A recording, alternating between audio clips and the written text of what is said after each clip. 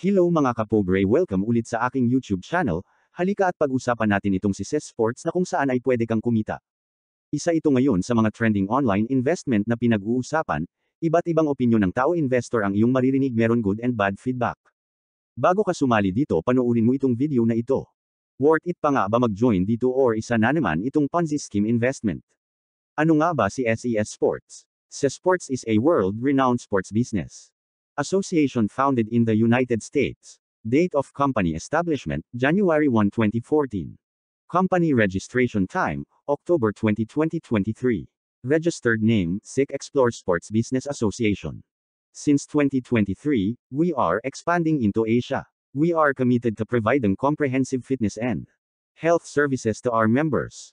Our business. CES Sports acquires potential gyms and sports medical centers and transforms them into comprehensive sports clubs with a complete sports ecosystem, providing our customers with the best facilities and services. Paano nga ba kumita sa SES Sports? Dito nag-offer sila ng mga project na kung saan kailangan mo lang bumili or mag-purchase ng kanilang mga proyekto at dito may mga kontrata at kung magkano ang pwede mong kitain. Alam mo ba ang minimum na project na pwede mong bilhin sa kanila or share ay 500 pesos?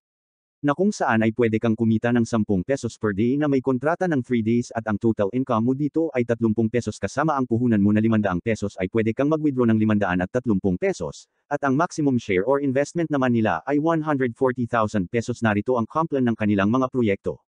Paano nga ba bumili at sumali dito? Una, kailangan meron kang account sa CES Sports, at kung wala ka pa namang account dito ay pwede kang mag-register sa aking referral link na makikita sa description ng video na ito or pin post comment. Once na naka-register ka na, pwede ka nang mag-deposit sa kanila. E-click mo lang ang mine, then click mo naman yung recharge, pumila ka ng available wallet na meron ka, example GCash. At ang minimum amount na pwede mo recharge ay 100 pesos.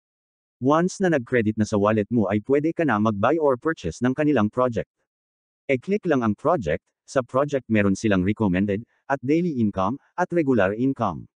Example, gusto mo mag-try ng 500 pesos, e-click mo lang ang daily income, then makikita mo dun si SES 01555 Mexico, e-click mo lang ang buy, then click buy again, wait for success transaction.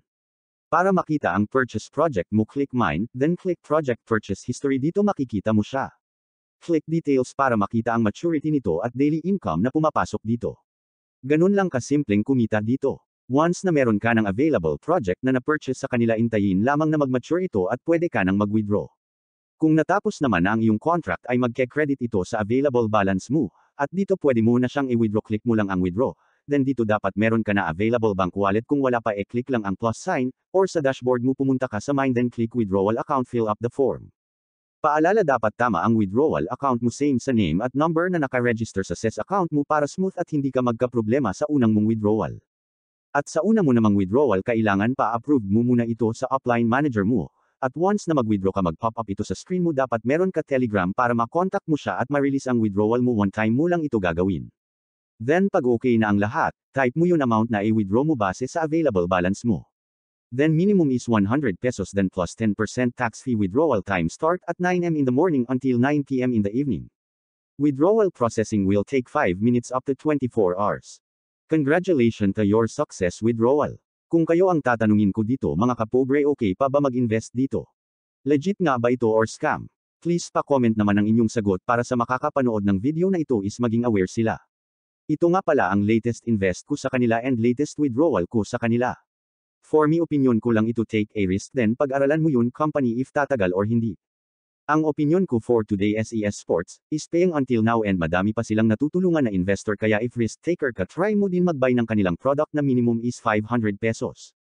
At pag okay sa'yo or hindi, pagtapos ng contract mo ikaw na magdesisyon if magtutuloy ka pa or hindi na. Paalaala, ang video na ito ay hindi nang hihikayat na ikaw ay sumali at ang inyong mga napanood ay base lamang sa aking opinion at experience. Ano man ang mangyari sa iyong desisyon, iginagalang po natin yan. Please be vigilant and invest what can you afford to lose.